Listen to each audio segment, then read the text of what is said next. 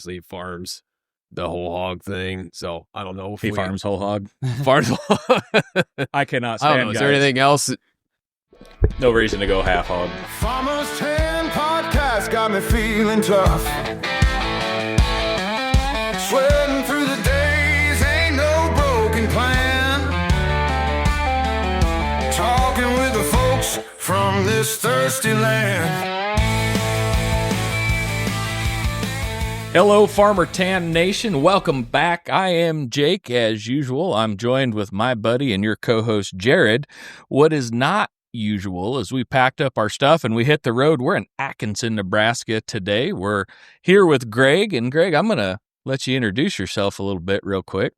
Yep. Greg Rentschler, farm up here north of O'Neill and Atkinson, and farm with my dad and my brother. And we run a independent seed dealership selling DeKalb and Asgrow and Pivot Bio, and farm of just shy of 3,000 acres, I'd say. Yeah. And so Jared and Greg, they were buddies in college. You know, we have been in the middle of a tremendously dry spring until about 10 days ago. Not sure when this will hit the air for sure, but it's the 4th of June when we're cutting this. We started in on some rain, and now it rains pretty easy in our part of the world. And so It's been great. Good rains too. Yeah, been good rains. Soakers. Yep. And so we had the opportunity to take off a little bit. Jared needed to bring some empty pro boxes and stuff back. And so he said, "Hey, you want to jump in?" And I said, "Yeah." So we thought be a good time to hit the road and do a little podcasting somewhere else. So if we sound like we're really far away today, it's because we are, man. Yeah, we're farther away from the equator. Oh, yeah. Only 60 up here. Yeah, for sure. I mean, it's 60 back home too, but yeah, but we're not there right now, so you don't know that. Another thing you don't know is Greg happens to farm with the best farm equipment ever created. Already, Oh yeah, we're going to come right out of the box with that. When you pull in the yard and there's two nice looking quad tracks sitting there, you know you're in the right spot. So yeah, if it sounds a little extra today, that's why. That's a little extra pride in Jake's voice. Oh man, I am excited to be here for sure. So, all right, let's go farm update first, huh? So, I don't know. I guess since the last time we visited, we have gotten all the calves work branded, all of that done. Jared came down and helped with that. Got half of them out to grass. So, we were kind of working on a drought strategy. I think that's still the strategy for the time being. We haven't healed everything up yet, even though it is raining. It's kind of to be determined how well this grass bounces back. Yeah, right now I'm fighting mud to feed heifers at home because there's a drought. So for whatever that's worth. But so been doing some fencing, just getting some pairs out to grass. The rye is still kind of hanging in there, so that group at home, they're going to be there for another week or 10 days, and then whenever Jared gets freed up, he's going to help us haul stuff to grass. There we go. The rest of it, but we're going to try to burn the rest of that rye field up first.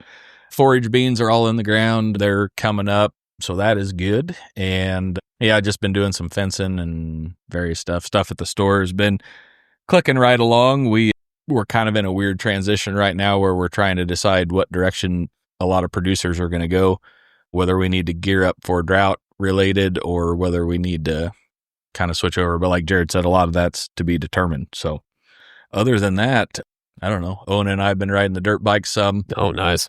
We blew the clutch out on the 85 last night. So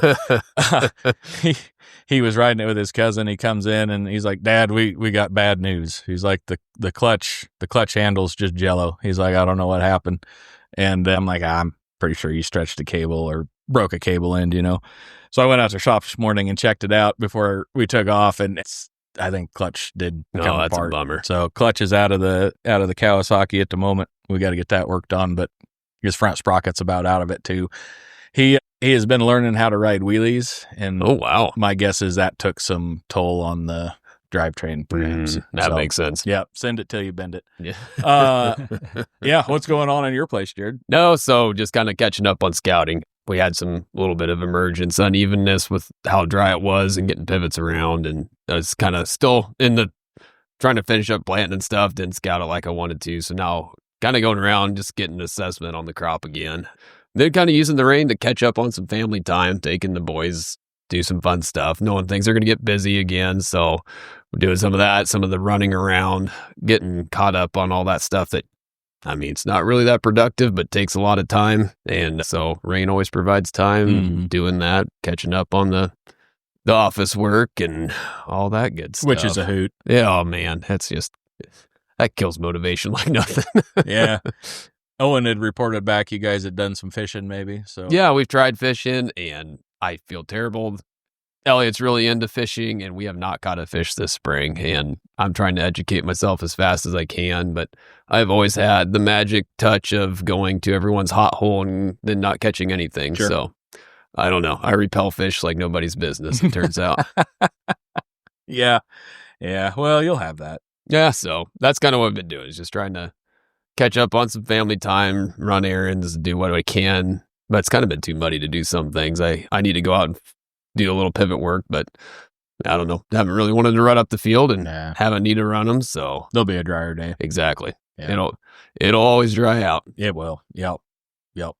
All right, Greg, what's going on in your world right now? Well, picking up returns, getting them back to the seed building. Dad does a lot of that.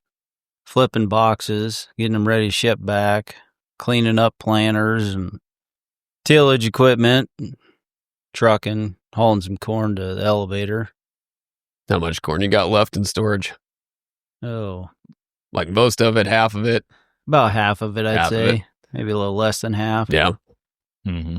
Yeah. Getting in and out pretty quick at the elevator, or things lining up? Yeah. Well, that's It's going good. pretty good. I always like that when It it's is- just kind of a quick trip through. This time of year is not too bad on the lines. Oh, yeah. Usually. Putting on some fertilizer, fertigating. Oh, that's already corn. started, huh? Yeah. Yeah. Better to get it out there early. I know. I'm kind of know that day's coming soon. I don't know if I'm quite ready for it. Yep. Yeah. I will say we've, where Jared and I, we left Gothenburg this morning and then drove up here. The corn the whole way, that goes along with that conversation we had in the pickup about taking the Zyrtex because I got the sneezes. But it looks good really the whole way. I know we were talking kind of when we were eating or whatever. It's finally starting to green up. Yeah. We've sort of been short on sunshine for a while. 3 weeks there. It was cloudy, heavy clouds. Yep. And yellow just Right when kinda that stuff sick got out of looking. the ground, and it just didn't grow. And now we've had a couple days of sun up here, and it's finally getting some green color to it, and Yep. heat's coming back. And Yep, for sure. So yeah, probably. What stage are you guys in growth wise up Yeah. here? it's all over the place, really. We got some that's 7 leaf, Yeah, Oh, wow. 6, 7 leaf probably, and Goodness. yeah. So then some of the later stuff, 1 to 2 leaf. yeah. So some of that early stuff, it really is time to be getting Yeah. fertilizer Yeah. put to Yeah. it. So yeah, go good. I imagine probably got to take a few returns back just because DeKalb does so awesome on emergence. You don't have to plant Yep. as much. That's right. That's right. Well, we always want to send out enough seed, so when you're out there planting, you get the last 2 acres, you don't have to come back to the seed building to get another bag of seed. Right. Yeah. Yep. There was one year we had we got a little half swing pivot out behind the shop, and I usually planted it last because you could put all the miscellaneous bags you had left over. We call that a potluck. Yes. And it wasn't a very big pivot and nobody could see it from the road. Yep. You know what was interesting is whatever farm average kind of was that year, that field was Mhm. right in there. That's You'd see interesting. different tassel colors and there'd be different heights height. of corn. Yeah, it was crazy. But if it saved you 6 bags of seed because yeah. you got to Oh, yeah. use up all your spare parts and pieces, it worked pretty good. And so, yeah, that was kind of fun. We used to do that with our test plot. We put in 30 to 40 numbers of corn on our test plot, Yep. and then we just used to just throw the extra seed in the planter after that and plant the rest of the half of the field and called that the potluck. Yeah. Yep, it worked pretty good for a while. Yeah, it is kind of crazy. You want to make sure that your chemistry I was gonna tolerance say, is it's all, right. all Yep. liberty. Oh, hey, look, there's the knot. This is not glyphosate tolerant. That's a bummer. Darn. Yeah. Now we put it through our corn burner. Oh, We yeah. got a corn do burner. ya? They heat the seed shop over there, and any extra seed that, test plot seed. Yeah. So burning treated seed doesn't bother it. It's kind of a nasty job, but Yeah. it burns. Well, all right. Well, good. I hope you have good ventilation. Yeah. Yeah. Well, it's outside, and Tom does it, so I don't have to worry about it. Yeah. Any dead birds around? I don't know. No, okay. We don't check that. We don't go out of sight, out of mind. That's right. That's I'm watching out the one window here. There's some chickens running around out, and they seem to be doing fine. Yeah, they like treated seed. Should be good. That's how you get Easter eggs. That's right. Colored Easter eggs. Oh man. So all right. So farming, taking care of seed business, doing some trucking. I mean, that keeps you pretty busy. Free time, what are you doing for fun, man? I got some pigs over here. That's what I do for fun. Yes. Yeah. Doing some freezer pork then? Yep. Selling hanging weight pigs. Yeah. Wherever you need them butchered at. Yeah. I don't have much of a business yet, but someday. It takes time. And I just like pigs. So there's just a hobby. Yeah. And it is amazing the demand for, I mean, Jared and I are both involved in animal agriculture, and we sell a commercial product, but the demand for people to come, visit with the guy that raised it, pick one up themselves, have it cut however they want, that sort of thing. It's a real thing, and it's definitely growing. So that's the best way to have beef is just to buy it from a local guy and have it butchered. Yeah. I was going to say, Greg and I trade products. So Yeah. We like pork sausage in the morning and bacon, and so we thought, why don't we just get a few pigs and feed them out, and Yeah. if we got extra, we sell them, and I don't know. Been working pretty good, I guess. Yeah. Oh, yeah, absolutely. Gets the kids around animals, too. We don't need quite as much a land or footprint as you do with cows, and Right. I guess I like pigs better than I like cows, so that's why I've got pigs. Yeah, that makes sense. Yeah, and good chance to teach them a little responsibility and Take them to the fair, and yeah, that's all that good stuff. kind of what we got them for, so. Yeah, well, good. I promise I'll tie this back in. I'm not getting too far off topic, but up here, is it a grader ditch or just a road ditch? Road ditch. That's what yeah. Right, Jake? I feel like you baited him into that. Like you didn't give him a chance to honestly answer. Oh, okay. I there's a tone in my voice that led him one way. Well, I feel like it. Okay. Sometimes we just call it a ditch. Exactly. It's just a ditch. Yeah. Yeah. Anyway, you spent a lot of I noticed up here, like, the ditches are pretty gentle, right? You spend a lot of time mowing. You can mow the whole ditch all the way around most fields, right? We try to, where they're Yeah. shallow enough. I was going to say, in our country, most of our ditches are kind of too steep for us to be able to do that. So I always thought, it looks fantastic It makes up the here. field look It very really nice. dresses it up. Yep. I'm kind of jealous, and I'm not at the same time. Like, Takes a lot of time to I do it. hate mowing, but I like the way it looks. So I'm kind of torn. I don't know if I'd like that setup or not, but anytime I get in the tractor and mower, I am just get me out of here. Yep. That's what we spend a lot of our summer Yeah, doing. I know Just you say mowing kind road of- ditches. 2-3 Jake was times taking a year. in your spare time. I know, kind of listening to you talk, it seems like about any time you get in between irrigating is just go out and go mow a little. Mhm. But Yep. So, all right, you said you had a 135 that Mhm. you go do. So you put that specific piece of machinery on the back, you take that tractor out, and if you tell your wife, hey, I'm leaving, I'm going to go, you say here we what? go. I'm going to go. We call it chopping. Okay, he's completely wrong. Yeah, So I was like, phew, I couldn't remember what he called it. I knew it wasn't mowing, but I didn't want him to join your team. What do you call it? I call it mowing, Mowing? it's shredding. Shredding. I've heard that before. Yeah. shredding and chopping. I'll give you chopping. That's There still we better go. than mowing. Phew. So, All right, and well, if you're doing it with a red tractor, it's all good. we'll maintain the peace here then. So I actually grew up in southeast Nebraska. I grew up down around Fairbury. And I don't know if this is even universal for southeast Nebraska or if it was just my neighborhood. Maybe it was just my family. I don't even really know. But it was a grader ditch is what we called it. Mhm. And I moved out to Gothenburg and I said something about the grader ditch. And people were looking at me like I had 3 arms, and so like, that must not be the right word. And so, so we got to have a little fun with that. But Which we're talking the way up. How is a grader situation in here? How often do you see a road grader go by on your road? Well, this road right here, going by my place, is a county road, so they grade it and gravel it fairly regularly. Man, They yeah, take care of jackpot. this road pretty good. road maintainer out in our part of the world is an endangered species. So I don't know. If you're listening to this in the road grader, hey, thanks for doing what you're doing, but come by my house. There you go. Yeah. One time. Yeah, I don't know. It's all right, I guess. And I understand. I mean, the cost of everything has gone up. Yep. I mean, wages cost more. Manpower has gone down. Yeah, So fuel costs more. The machinery itself costs more. But and I'd have to ask my brother to be sure. I swear the road grader came by our house once a week when we were growing up. I mean, and it was once a week. Yeah, and it was a pretty major road, but it was like Tuesday afternoon. The road grader came by. Like it was just a thing. And I mean, we can't get them by hardly twice a summer now. So I don't know. we were talking the way up, kind of getting the sand. There's less roads, but a higher percentage of them are blacktop, which that would be kind of handy. We don't have very many blacktop county roads in our area at all. The ones that are getting so beat up, but it's almost better if they were gravel. Yeah. Yeah. We've got those roads too. Yeah. It's one you drove in on. Yep. Yeah, they do get a little rough, and I don't know. Yeah, there's a couple. We end up Ringgold, Nebraska. You go to Stapleton, and then you go west quite a ways, and then we head north to a guy up there, and that Ringgold blacktop, it's about a lane and a half wide, and it is rough.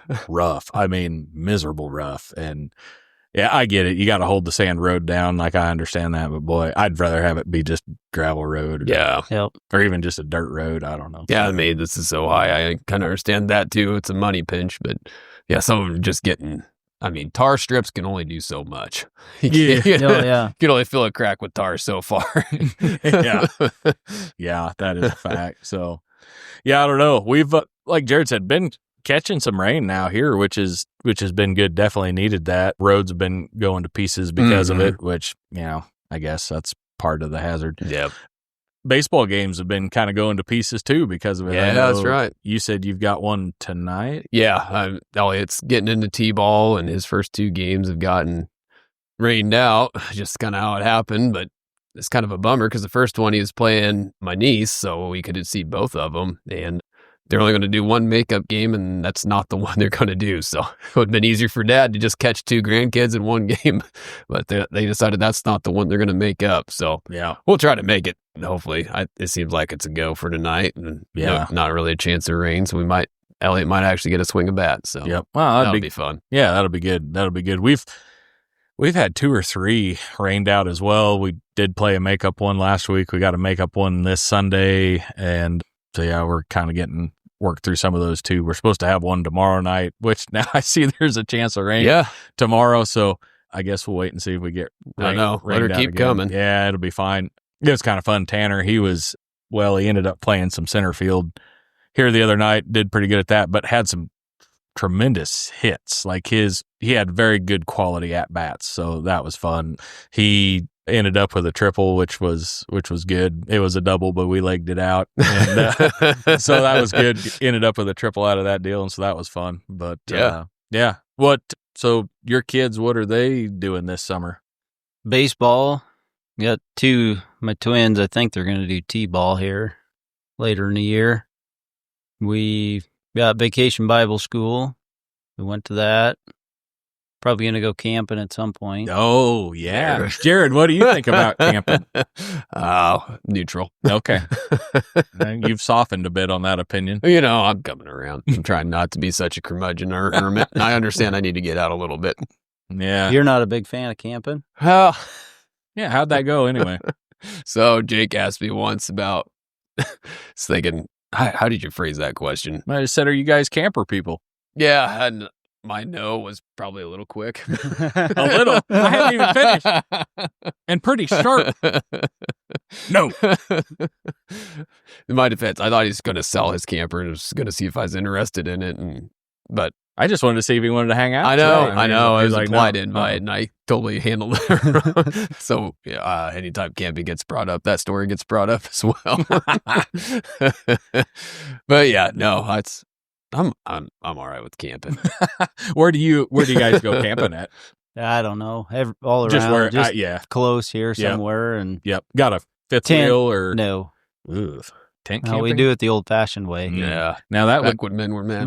yeah, that would elicit a Jared answer from me. So, my wife grew up camping when our boys started kind of getting old enough to do that. She's Right. like, I'd like to go camping with the family. I've got some great memories of that. Like, I will make you a deal. If it is not tent camping, I am all in, but I'm not built to tent camp. So- It's the only way to do it if you're going to go out there. Ugh. Tent camp. No, all right. Well, we'll bring the fifth wheel and you can set up behind us. Yeah, that's true. But Do you go to the lake mostly, or you kind of head to Yeah, the lake. woods, or? I mean, we've only Anything? been a couple times. Yeah, We yeah. went to the lake and Well, I mean, 4 kids is a lot to Got camp with. a couple of kayaks. We oh yeah, Oh yeah, paddled out and yep. Do swam some around in fishing. the lake. And Our boys enjoy that as well. And there is something about camping that just, I don't know, man. There's something about it. yeah. It's a me problem. I have a hard enough time relaxing when I go camping. I'm more that just. is tough. That's tough. I just look part. around the lake and like, oh, there's some weeds that could be sprayed, or Thinking about what you got doing. There's some chopping / shredding / mowing that maybe I need to do at home Yep. that this reminds me of. Yep. Yeah. I have an incredible ability to not worry about that. Yeah, I need that. So, I need that. I don't know if it's just me. So you're talking about the stuff that going on this summer. Did summer not seem like it was 6 months long when we were kids? Boy, yeah, it's about the longest season almost. And right up there with winter now and road construction. and road construction. Now, and I think they are getting out a little later, but they're starting a lot sooner, starting Yeah, I back think to so, school. too. And I mean, our summer's barely 2 months. It feels Mhm. like, Yeah. it goes so quick, and county fair stuff and baseball stuff, but just man, it goes fast. It does. Mm-hmm. It's I don't busy know. too. It is. You Yeah. gotta squeeze all that in 2 months, and Yep. Yeah, and like you said, it's all good stuff. I mean, like you said, Bible school and all this different stuff and different activities, and it's all good stuff. But man, you put a handful of that all together in one summer, it burns up a lot of Mhm. time. Plus, being a busy time in agriculture anyway, Right. so Right. yep, you use up all them 14-hour daylight days. it sure do. Yeah, Mm-hmm. Good Yep. thing the sun's up longer. that's right. Yep, for a fact. All right, so you guys, we need a little history here. You guys are buddies from way back, and met. It is way back now, isn't Yeah, it? it is. It's getting Makes close. you feel old, don't it? Yeah, because we both entered college in 2009. Yeah. But I finished 2 years sooner because Greg got held back. Yeah. No, I'm just kidding. No, Greg actually graduated in 2008. But yeah, he graduated high school 2008. I graduated 2009. But we both entered our freshman year in 2009 Mhm. because it was basic training, right? for Yeah, I you? went to You were in the basic National training Guard. down at Fort Benning, Georgia, Oh yeah, right after. they know about summer down there. Yeah, it's hot and muggy down there. So when were you in basic down there? The summer of 2008. Good. I graduated in May, and then I left a couple weeks later, Okay. I think. Can't remember exactly, but yeah, it's hot down there. Military history in the family, or just something that you decided you wanted to do? My grandpa on my mom's side was in the World War II, but just me and my twin brother, that's kind of what we wanted to do, was go do something in the military and pay for college. Yeah. I used that to pay for UNL, and I just wanted the experience. Sure. So So what did you end up doing then? I was a truck driver, 88 Mike, and it was a lot of fun. Yeah. So those Yeah. convoys you have to pass doing 55 on Yeah. the interstate. That was a lot of Greg's Oh, that was training. That was Yep. you being there. Yep, Right. that, no that way. was kind of every time you went to drill for National Guard on the weekends. That's what they do is load up and convoy in the interstate and We back and head back to college. We convoyed from Kearney to Ashland one time on the interstate, and I was in an old truck at maxed out about 53, Oh yeah. and it had the heavy maintenance trailer on it, and that thing, it'd get 53 going downhill, but man, it was struggling the whole time. You just put her to the floor and let people pass you on the interstate, and Smile and wave as the Yep. Swift truck goes by. That's huh? right. Oh, Does yeah, that make you die a little on the a inside? little bit. Yeah. Wasn't my truck, so I The just old drove England it. trucks are even going by you. Yep. So yeah, I did that, and then I waited, stayed home, and worked and whatever, and then went to college in 2009, and that's when I met Jared. Yeah, we both joined an ag fraternity, and I mean, it was good for meeting people, but I think both of us about by the end were just assuming we didn't have live in a fraternity. Yeah. And then you deployed in, was that 11? 2010 to 2011. That's what I thought. Iraq. Yeah, I left in the summer for that and got back in the next summer. So, we went through our first 2 years together and then came back, and I was the upperclassman. That's right. But no, I appreciate what you did going over to Iraq. And like I said, you just did mostly transport over there too as well, right? Yeah, it was kind of at the drawdown of that war, and I ended up working in the maintenance shop the whole time. That's right. My unit was set up with truck drivers and mechanics and all sorts of different jobs.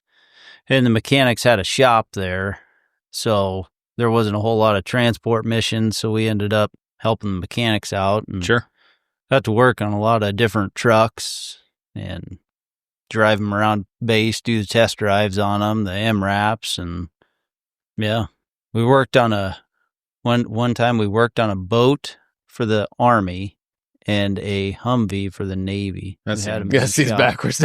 Seems about right. Seems pretty accurate. Yeah, that was kind of interesting. Yeah. What was the coolest thing you got to test drive? An MRAP. Yeah. The big up-armored MRAP with IED plating on the side, and those were nice trucks. Yeah. And when our train up, we got to, run 50 cals on the Humvees and go to shooting ranges and got to shoot all the big guns. That was pretty awesome. Yeah, I bet. And that's so. I guess temperature over there compared to here was gosh. Not even comparable. I can still remember stepping off that flight in Kuwait. They opened that plane door, and it's just like you stuck your head in front of the oven. Oh, yeah. After you bake cookies or something. Oh, yuck. Just baked you. They just have pallets full of water bottles, just full pallets. And you just go up and take a water bottle. And no kid. But it's probably a dry heat, right? Yeah, it's dry, very dry. When it's 120, it don't matter. I was going to say, Molly probably chuckled just hearing you say that because I cannot get something out of the oven without it sticking my face in right away. I have not learned to let the initial burst go by. I just open. I'm like, oh. She's like, still? It was hot. It was hot. I can imagine. Then at night, it got cold out, desert. Okay. Yeah, I suppose. Oh, right. But it's probably drinking water all the time. And I mean, you're probably in full long sleeve fatigues all the time. You had to, you wore your uniform every day and long sleeves. And so like your guys' barracks over there, I mean, was it? They were called CHUs is what they were called. They were containerized housing units. Okay. Okay. And it was basically a shipping container that you had a hammock in put it. a couple bunk beds in, and that's where you slept. Were they even a little bit climate controlled, or? Yeah, I think we had air conditioning in it when I was there. Of course, I was on Balad, Joint Base Balad, just north of Baghdad. And that base had been there since, I don't know, whenever we started the Iraqi war or whatever. And so it was pretty well built up. Yeah, been updated a little. Is there, being a farm kid and everything, was there anything for ag over there in the area you were in? Yeah, so actually that base was built by Saddam, and that's where he wanted to house the head of his army and his air force.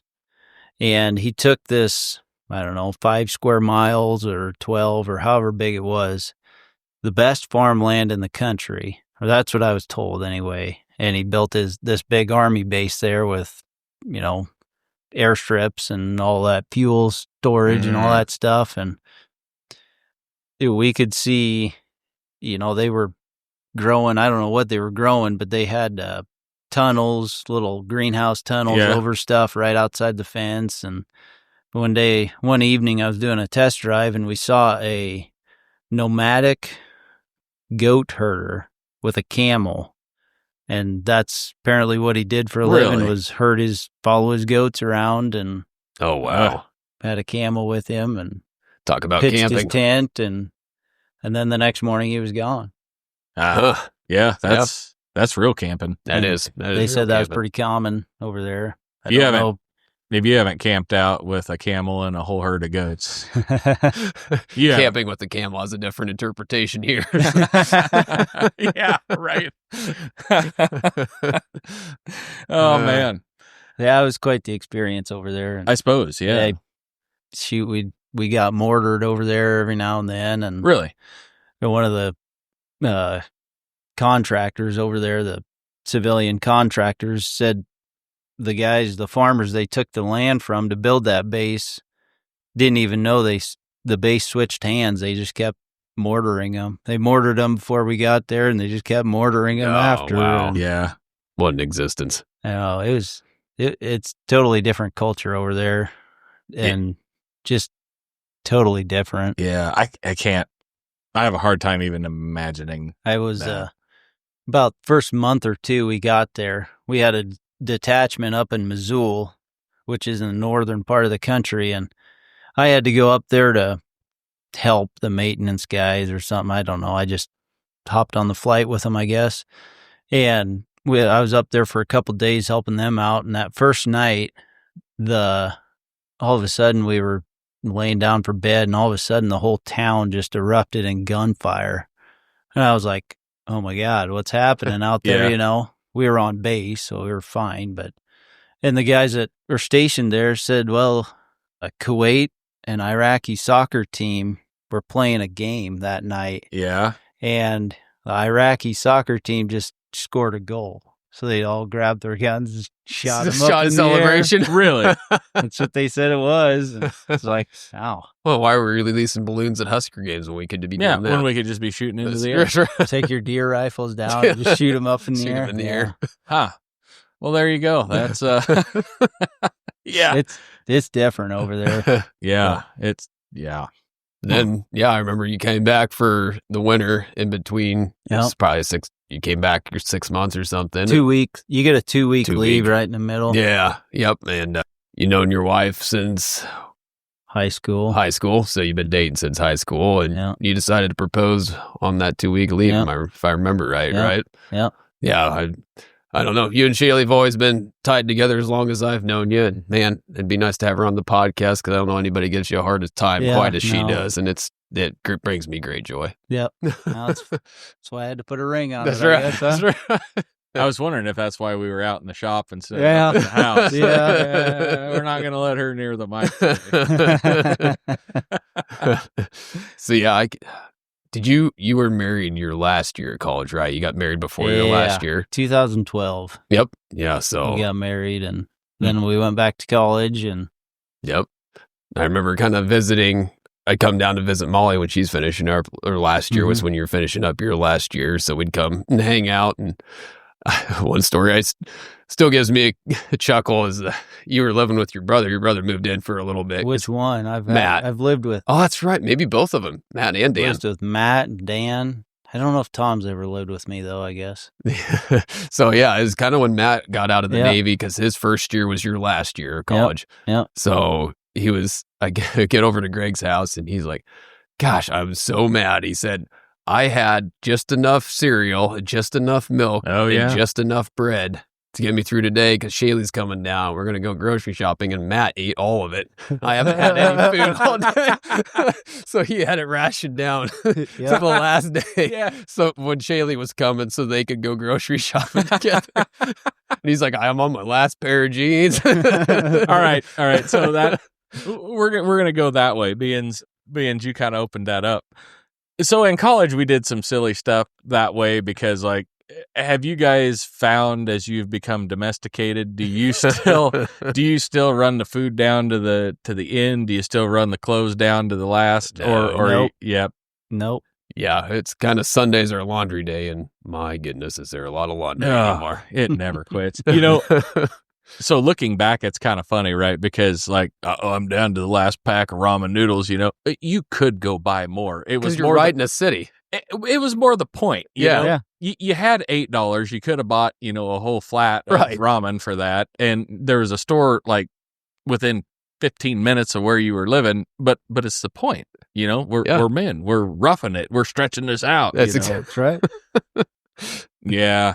But we've been there too, like gonna eat some Hot Pockets and like, ooh, there's only 3 Hot Pockets and it is Saturday, so I don't want to go out till Monday to go shopping because we got other stuff we need to go out and do over the weekend. See what else we can scrounge up to stretch a Hot Pocket. Man, yeah. That's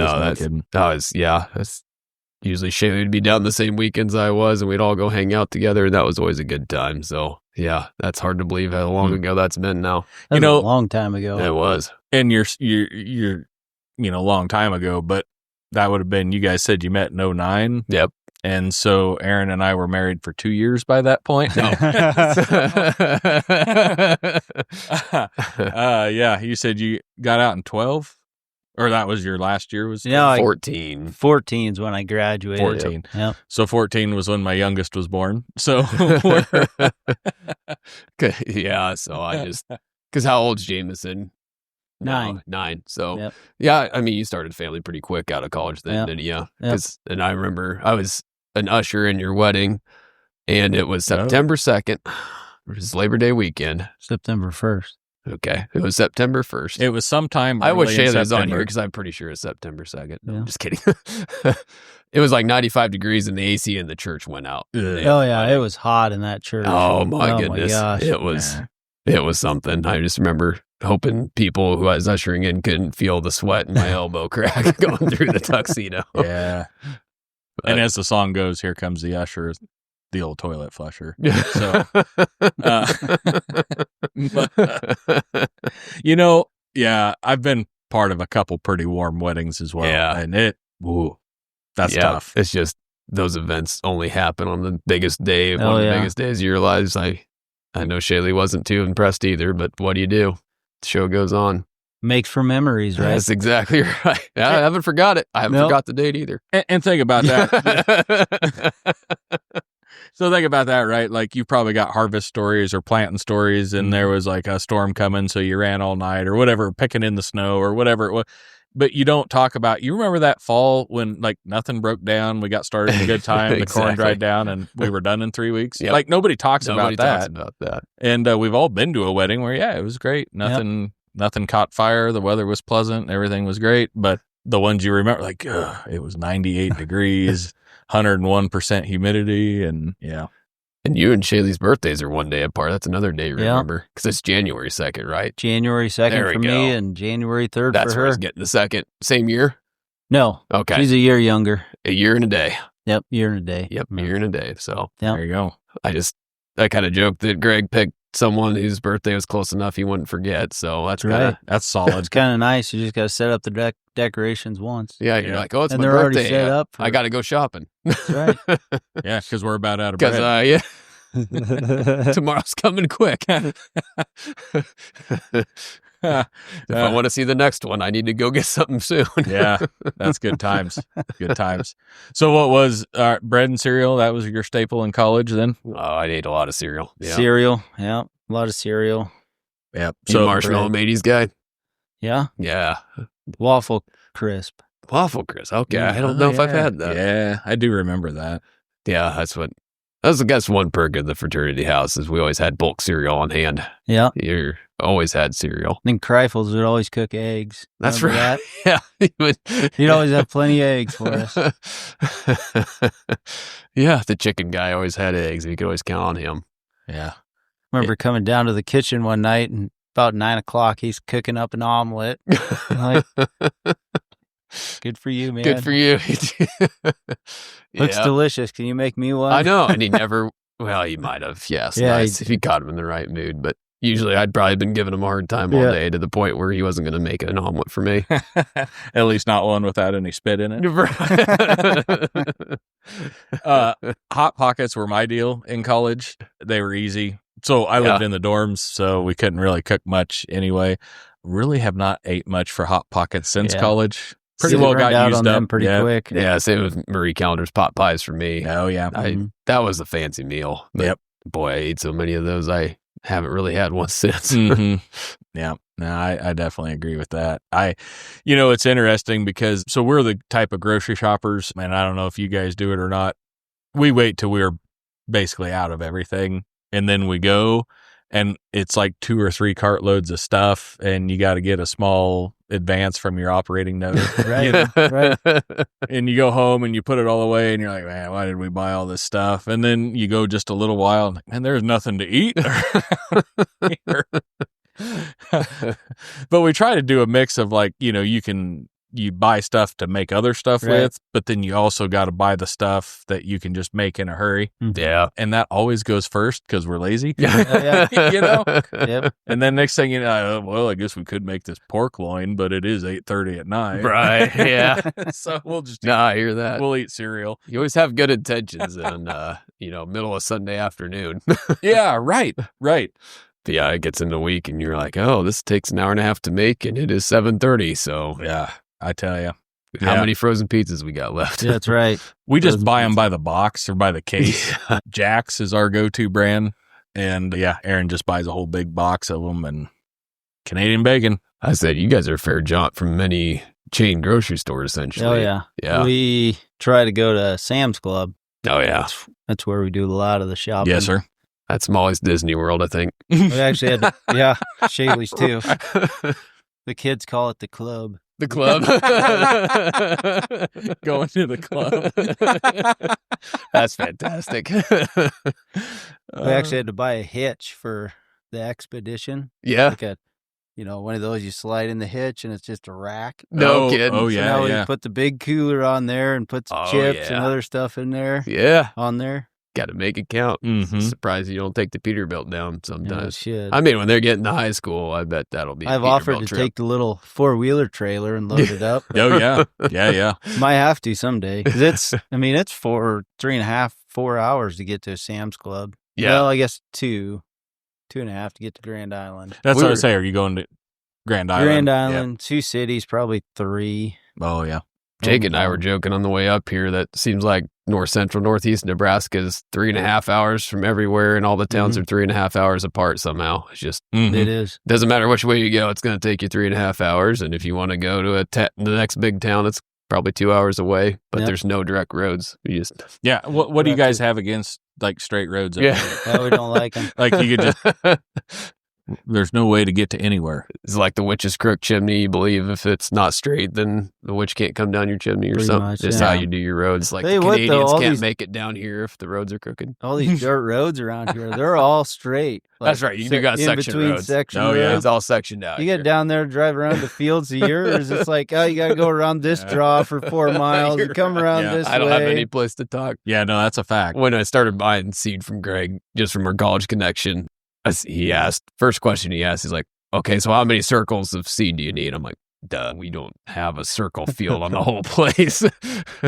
So everything up here, I'm guessing a 40 unit pro box goes for a quarter. It's essentially how you got it. 50. Yeah, 50, So- 50 unit pro box, about 5 or 6 bags will do a quarter. So guys are just like, yeah, I've got this many quarters a quarter. Yep. And you're like, all right, that many pro boxes. Yep. But you got to ask me. And I'm like, I'm going to have to do some complicated algebraic equation here to get you that number. I need 13 bags of this number for the field across the draw. Yeah. Yeah. So this is it's an 8-tower pivot that goes about 2/3 the way around. So that's probably 3/4 of a normal quarter. The Right. circle. Does that help you? Yeah. All right. So how about that? When you are referring to a farm, is it by name? Is it by like land description numbers? Like how, if you're telling us, hey, go over to that field and, start that pivot or whatever. Oh, they've all got names. Yep. But I like that. we also have numbers on them now for the sprayers and spreaders, Oh, just okay. tell them For the number custom 1, number application. 2, number 3. Yep. Because that's I always like names crop scouting and help me remember a There's lot always better. names for a field. And Exactly. It's But weird. Some farms, some of our different farms, like between here and Ainsworth, they'll have the same name. oh yeah.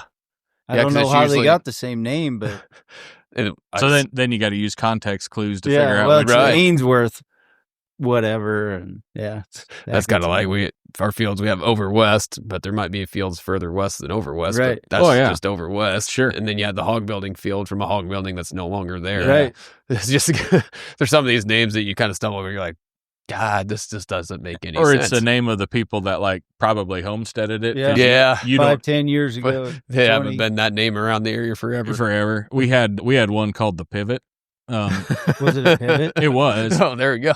It wasn't the only pivot, but it was the first pivot. Right. And so that name stuck. Hey, I'm going down to the pivot, and everybody knew exactly where you were going because, that's where it was. Yeah, I know. You gotta have names for them. That's exactly right. Yeah. If we got fancy, we called it the river pivot, but usually we just shortened It's it to just the a pivot. Yeah. The pivot out of 5 pivots. Yep. Love that. Mm-hmm. Yep. Yep. We had back home, we had some farm names. I don't even think the farm, like the people Grandpa bought it from, that wasn't even their name. That's just what they called it. And he went, well, I'll just keep using that name. Yep. Because, type of thing. And I was trying to think if we had any unique ones that were like not name of people related, like the pivot, but that's the rock farm because it's got that one rock in the corner type thing. But we had kind of what we run into was before you had planners and monitors to tell you exactly how many acres everything was. It was kind of off FSA maps. Oh yeah, so which are historically inaccurate, right? So we have the 67 acre dryland field that's probably 63, 64 farmed acres, but it's still the 67 acre field, and the 56 acre field that's 54 farmed acres, and right, it's still the 56 acre field. Stuff like that. That always cracks me up. It's like, how many acres on that? Well, it's not what you think. Yeah. Yeah. How many acres that 67 acre field got? 63. Yeah. Why don't you call it the 63 acre field? Because it's a 67 acre field as long as I lived. Yeah, that's ridiculous. That's ridiculous. Brother-in-law used to farm one called the Turkey Ranch. Because there was a guy that they had a big turkey barn there, and I mean they grew commercial turkeys at one point. Nice. So or go spray over at the Turkey Ranch or whatever. So kind of good stuff. But oh man, all right. Do you got a BSB for this week? Oh, I don't. Of all the stuff we talked about on the way up, I know I kind of froze when we started recording because I don't think I have one. Well, I'll put one together maybe, but. This brings us to the portion of this broadcast where we'd like to thank Fitsit Ag Works for all of the work that they do and the support they have for the show for us. We appreciate that, Ben, down there at Fitsit Ag. And, Jared, if it's broke, you need to fix it. That's right. Anywhere east of 81. Can we see? No, we can't see Highway 81 from here, probably. No, 81's a long ways away. Yeah. So but that's all right. If you're east of 81, I think you're right there in Ben's territory, and so we appreciate that very much. Trimble guidance products and that sort of thing, he can certainly help you out with that, and does a little wrenching on just some older farm equipment too. If you're running John Deere stuff, we know you're going to need his number, so hit us up and we'll help you out. All right, so we just got done with a decent jag of tractor time, and so BSB, I think, for this week, we're going to go when you're in the tractor and you just need to put something on, and we'll say not specific episodes, although you can if you want, audiobooks, podcasts, or music. Now, I will leave it up to you if that is your own Spotify playlist or if it's live radio music, but that'll be the 3 for this week. Okay. Well, I'll go ahead and go first. Do you know the whole context of the game? No. So BSB stands for buy, sell, burn it to the ground. Oh. So just kind of like a piece of equipment you had to select. You can either buy it or you can sell it or you can burn it to the ground because you hate it that much. Right. So I think, let's see. First, I'm going to buy. This is a tough one for the top 2. Probably buy podcast. Especially the Farmer Tan podcast. Exactly. Yeah, absolutely. I mean, I thought that was inferred, but... Nothing like listening to yourself talk, isn't there? Yeah. Can't do that enough in the tractor gab. I might as well put it over the radio speakers too. Yeah, right. Boy, then we got 3 of us talking, my, internal conscious, my audible voice, and then the radio. We just have a hoot. And you can argue with yourself. Yeah, that's a tough fight. But the other 2 can get shut off, so I think normal me usually wins. But anyway, it's probably podcast. I think I kind of gain. That's where my quote unquote continuing ed comes from. Oh yeah. Kind of get my education that way and something to listen to. There's always new topics. And then I do get tired of those, from a lot of them from time to time. So I'll put on my playlist or listen to the radio just to catch on the happenings. And I haven't listened to an audiobook yet, I guess. So that's a pretty easy one to burn to the ground. So that's probably my order.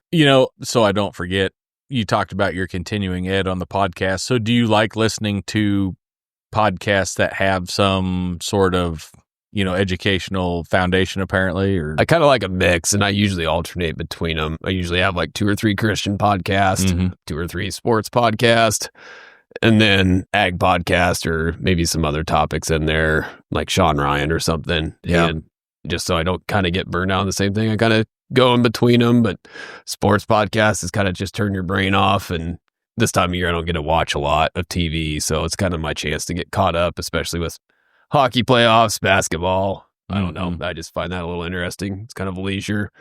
Then, the Christian podcast that I'd like to try to be in a frame of mind where I can actually listen pretty good to that. So right. I'll put that on when I'm in a space that I can do that. And then the others, I just kind of, Sean Ryan's like 2-3 hour episodes. That's just good filling the time. Right. And it's pretty interesting too. But yeah, so that's kind of how I do it. And then I don't know, I've amassed a pretty good playlist through the years, and I enjoy listening to that time to time. But if I listen to it all the time, I get burned out on that too. So, yeah. All right. Very good. Greg, you want to go next or you want me to go? Yeah, I'll go. All right. Audiobooks. Was it? Buy it. Yeah. I listen to a lot of audiobooks. The podcasts and the music. I don't really listen to music too much. Boy.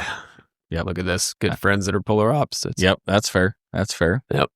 Are you, what's your audiobook go to? Do you have a specific genre that you like? I like a little bit of everything. Science fiction, history, a lot of history. Yep. That's what I like to listen to for podcasts too. Sure. History and ag. So how do you guys go about picking out a book? Like, I think my fear with the book is it's a time commitment, and what if it ends up being a clunker? Yeah, I've had a couple. Yeah, it happens. Really? So do you guys kind of read there for a while? They had a deal where you could buy it, and if you didn't like it, you could return it. But I would listen to the whole audiobook and then return it, and they kind of got on. They got on. I can't do that anymore. Right. Well, I'm sure Dave Ramsey would approve of that. So he could probably still get his books. Save me a little. He'd probably money. Appreciate it if he saw someone that kept buying and returning his books. Yeah. Right. Yeah. It's like, we need to hire that guy. You're right. All right. So mine, I don't know. This is going to be a tough one. It sort of depends on frame of mind. I could easily interchange audiobook and podcast. I think at the moment I'm going to put podcast first, probably buying podcasts, selling audiobook, burning music to the ground. Not that I don't like it. I will put it on occasionally. Are you a Spotify guy, Greg? Some. So that is my app of choice is Spotify. Spotify has got, that's where I listen to podcasts, but that's where all my playlists are too. They've got like an AI DJ now that you can click that and it's supposed to pull all your stuff, either stuff that you have in playlists or just stuff that you've listened to a lot, and he'll go through there and like, well, hey Jake, you've been listening to a lot of this, and back in 24, let's revisit some of it, or whatever, that kind of stuff, right? If you listen to Spotify, the DJ guy thing. Inevitably, he is as bad at that as the DJ on the radio. Like, he still picks the same 6 songs all the time. I'm like, dude, what? Okay, anyway, whatever. So, yeah, I like podcasts. So the podcast side, honestly, I'm not really looking to be educated much. I will listen to a few. Sometimes I throw on Ag PhD just for fun, or some of those kind of ones. But generally, I'm looking for like the Nate Land podcast, just something entertaining to listen to. That, yeah. I listen to Dale Jr. Download, and there's kind of a handful of other, and there are some ag related ones, but they're more for fun than educational. I usually, when I'm in the tractor or in the truck, I'm looking for some just easy listening. Yeah. Audiobooks, I do love audiobooks as well. A lot of history ones, I like that, really like that. You were asking, how do you pick? Sometimes I'll get on a certain author, and I'm like, I know that I like that style of book. Oh, okay. So, that makes sense. Like O'Reilly's, like the Killing series stuff. He goes through historical, back through historical times, and it'll be like the killing of JFK. And he will break it down, everything leading up to it and what happened, and break down everything behind it. And he's done tons of those. And I like that style. So, historical stuff. He's done Crazy Horse and Lincoln and all sorts of ones. And the narrator. That's how you pick a good audiobook. You know, there's No, a lot really. of truth to that. I thought if you could have kinda a pick your decent narrator, it'll make a bad book good. Oh, yeah. Huh. For Like- real. I agree with that But completely. you can have a good book with a bad narrator. You just can't do That'd probably be if I read a book. it. Yeah, your voice is pretty. It's So- pretty irritating. Just right for podcast. Wait till you can see the video. I think right. my voice is rough. Yeah. Shut that off in a Oh, hurry. man. That's a fact. Yeah. No, boy, no one's correcting me. Oh, man. Roller chair's all tangled up in the wire now. Uh-oh. I'm having a problem. I'm just going to have to sit like this. Yep, you're stuck. There we go. We've got these. We are not wireless. We are not wireless. And he's got these fantastic roller chairs. They're the tandem axle jobbies, and I got the wire in between the two wheels on here. And, Yeah, in between the fender. Yeah, so Yeah. now I cannot stand or sit up straight. I got to slouch because I run out of excess cable. So that's probably first world problems, I suppose. First world. Uh, True. all right. Well, hey, thank you, Ben Fitzwater at Fitz at Ag Works. We appreciate sponsoring this episode of BSB. If you got anything that you want us to hit on in the future, you know, you'd think it'd be easy. We talk about food about 95% It of seems the like time. it goes that way. And I don't know why. If you got other ideas, man, write them into the show. Let us know what you want to hear on BSB. We're always looking for good ideas there. But yeah, what else you got, Jared? Boy, trying to think here, but no, just extremely thankful for the rains. Happy to be muddy, and we were talking about how the season's kind of been shifting. Yeah, Seems like we're a month behind what we usually pretty consistently, like or March, April weather is now hitting that May time frame, Yep. and our falls are staying hotter longer. We seem to harvest through a lot of 90-degree temps anymore, and Yep. not till the very, very end are you putting a long sleeve on. So I don't know. I just think that's kind of interesting. It's been probably a 4-year trend now that everything seems to be a month behind. oh, at least, yeah. So our Marches have been kind of more winterish than springish, and just kind of, I don't know. I just thought that was an Yeah. interesting trickle-down effect. Yeah, you seeing that up here, Greg, too, kind of? Yeah. It does seem kind of interesting. Back in the day, you'd run the air conditioner in the combine when you were cutting wheat. Mm-hmm. Maybe when you were cutting beans, probably some. Hardly ever picking corn. And now, like, I don't know if you need to turn the heater on during harvest Right. at all, even. So, yeah, talking about semis with no air conditioning in them. And them windows down all harvest, and yuck. yeah, it's just, you got to close your eyes because the bees' wings and dust that end up in the cab is, Yeah, you just kind of, disappointing. you just kind of got to hold off till the end of harvest because it doesn't do much good to clean it halfway through. There's a couple Peter cars out here in the shop, Oh, though. yeah. I bet the air Oh, yeah. conditioner's working. Oh yeah. You get that fixed right away. Now, there's a couple really nice looking Pete's Oh, out here yeah. in the shop. And would you say they had about 250 horse in them? So, Yeah, that's it. Yep. Little guys. Little guys. oh, man. Yeah. And I heard Jared ask you, and then I think I was on a phone call. I kind of missed it. But running some popcorn to Hamburg, were you going to do Yeah. some of that on your own this year? Or Maybe. maybe? Yeah, they just released it last week, I think, to haul down there. Yeah.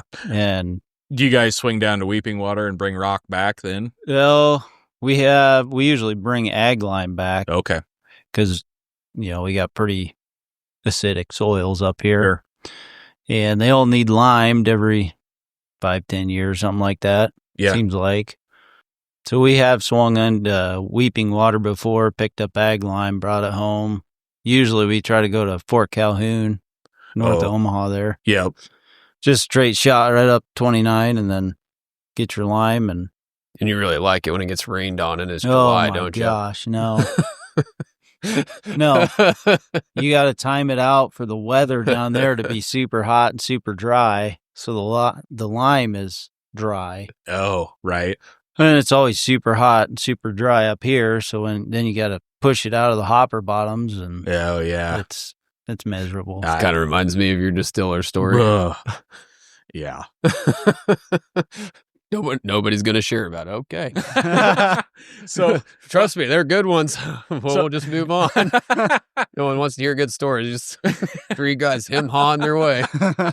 Remember that time? I sure do. Yep, I do. Good time. All right. Yeah, let's you keep remember moving any on. other though? The reason I asked, so a lot of popcorn grown in the valley out where we're at too. A lot of those guys were hauling popcorn down to Hamburg, and then they were dropping down to Weeping Water, picking up White Rock, and then hauling it back out there or whatever. So, yeah. So we thought one time, we were doing a little trucking, and we were hauling dry distillers into Cube plant that was making cake for cows. And anyway, thought maybe this would be kind of a thing that would sort of help.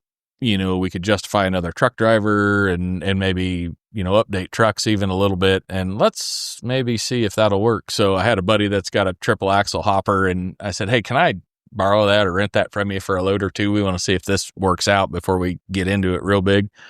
And I asked the guy, I'm like, do I need vibrators on this? Like, it comes out of a hopper just fine. Oh yeah, it comes out of a hopper fine. No, a lot of guys, they don't, nothing for vibrators, just knock on the knock rails, you'll be fine. And like, okay. So, now I'm trying to think where I even picked that up at, maybe up north of York, and got the first load and got to the plant to unload it, like opened the trap and Nothing come out. like actually less than nothing. And I'm like, this is not ideal.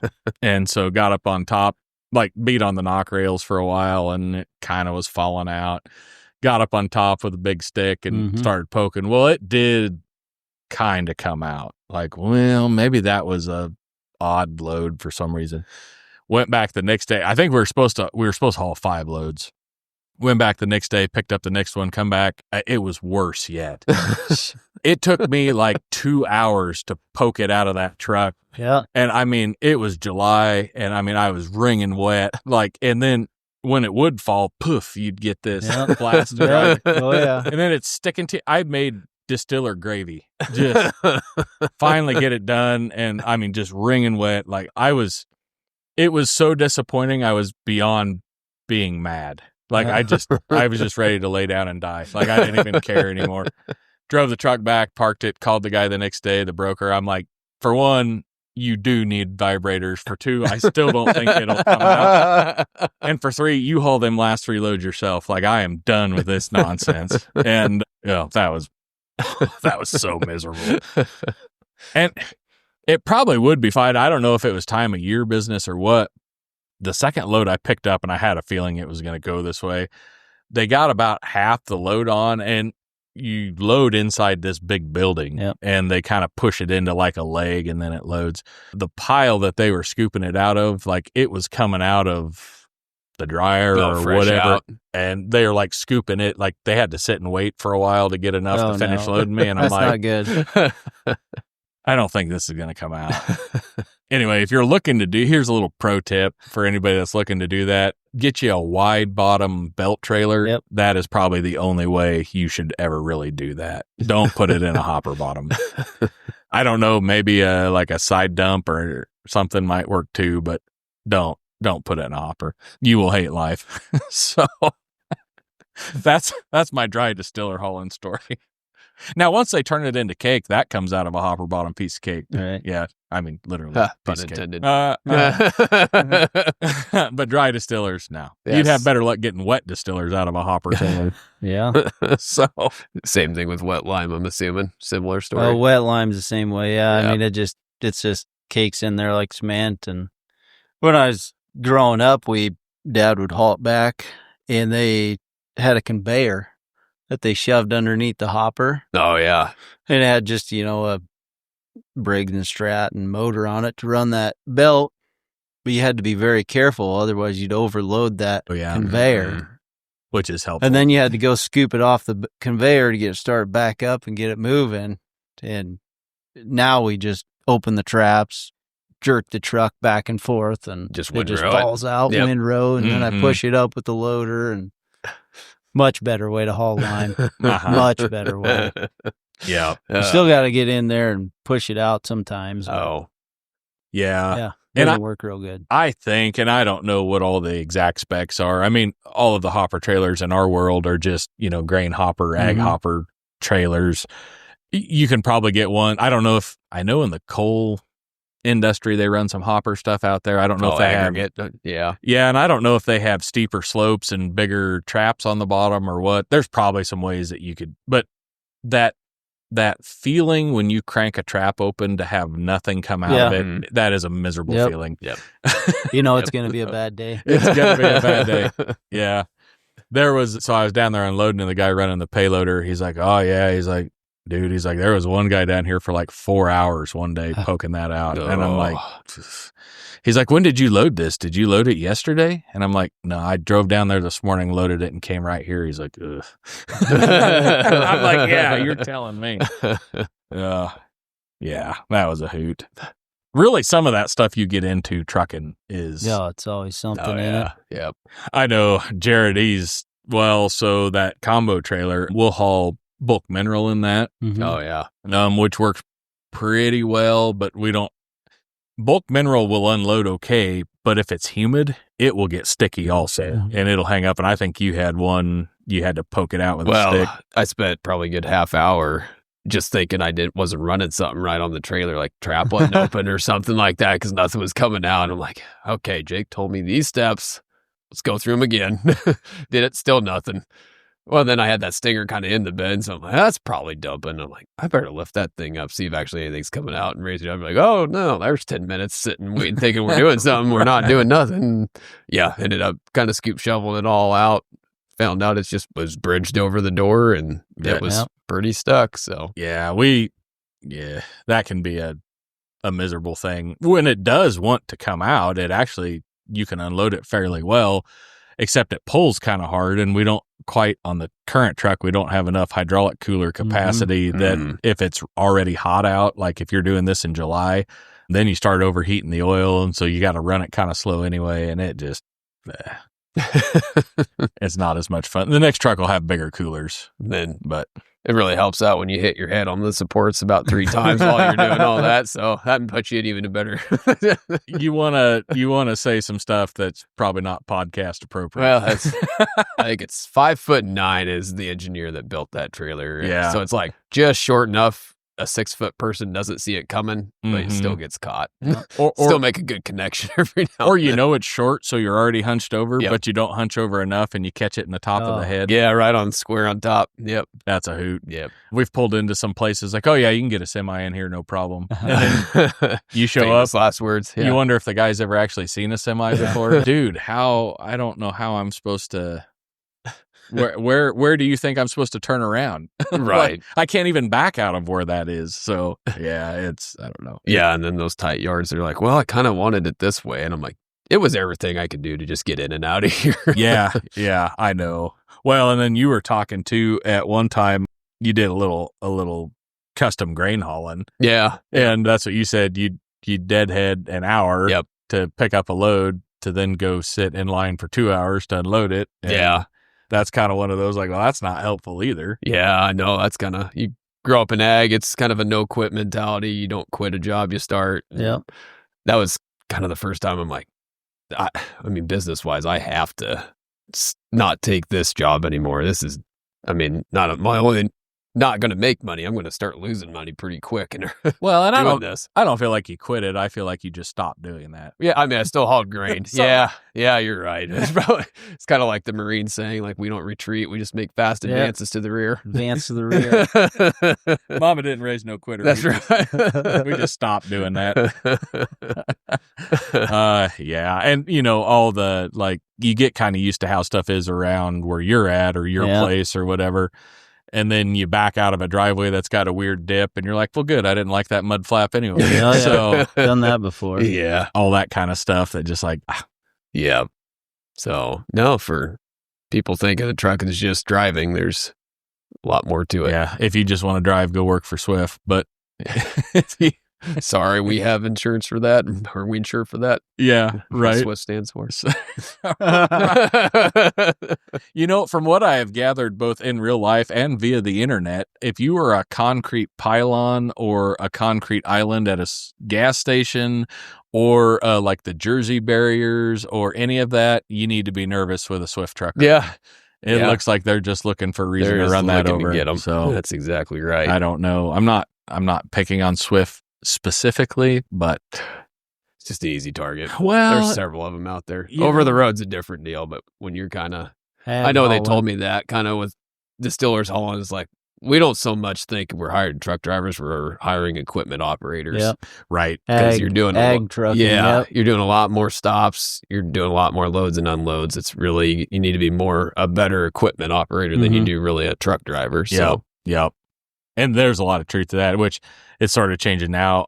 Looking to update trucks, it is getting increasingly difficult to find a late model truck with a manual transmission in it. There is so many of them going to, whatever their variation of an automatic or auto shift is.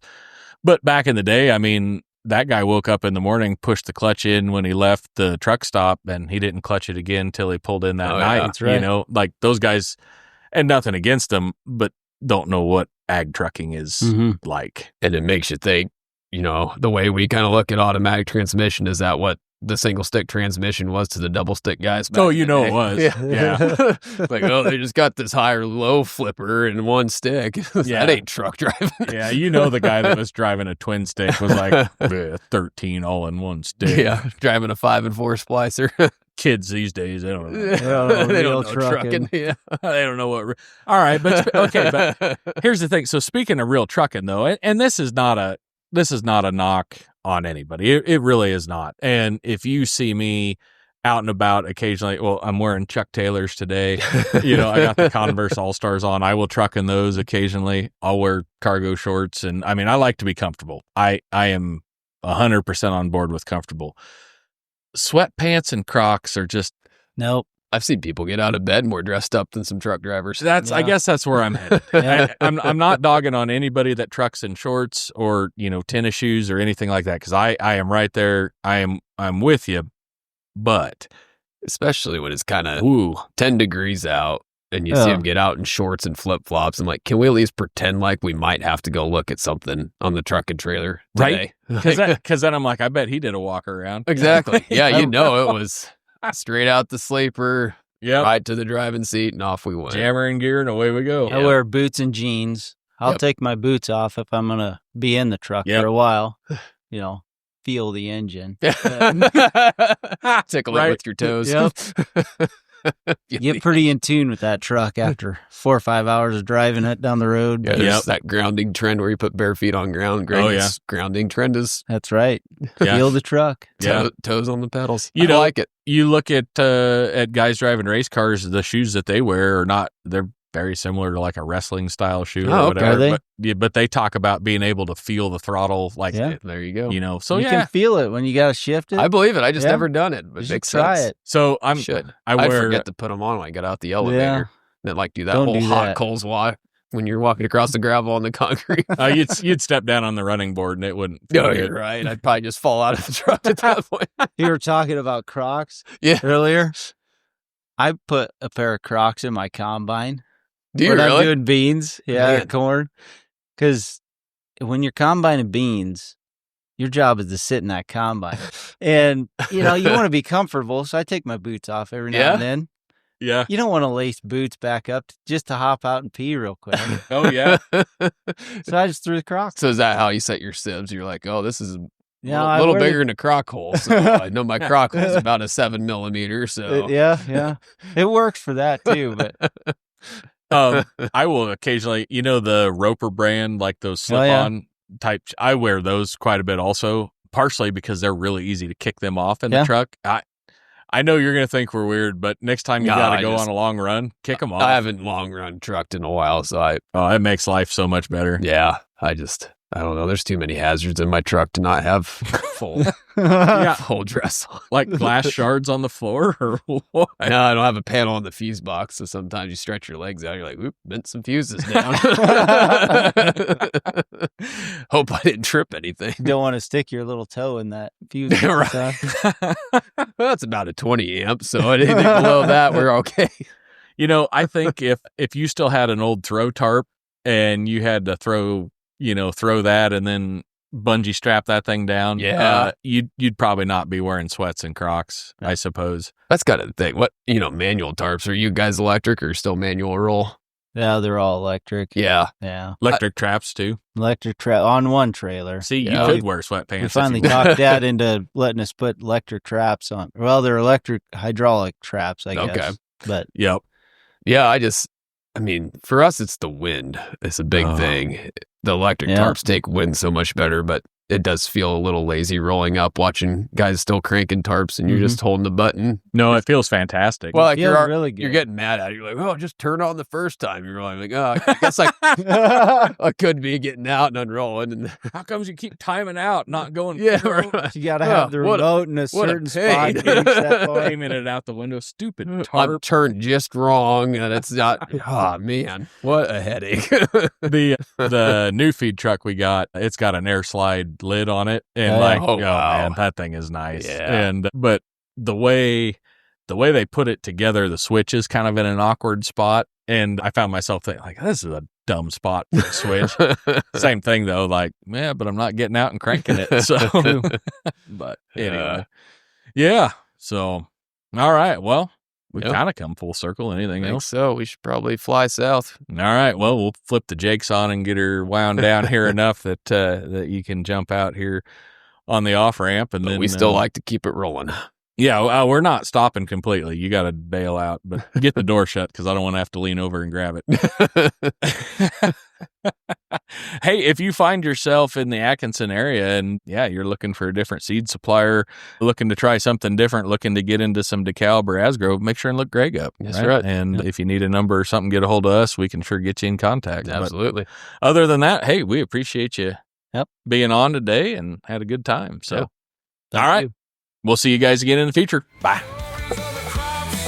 And the toil we face, Farmers 10 Podcasts bring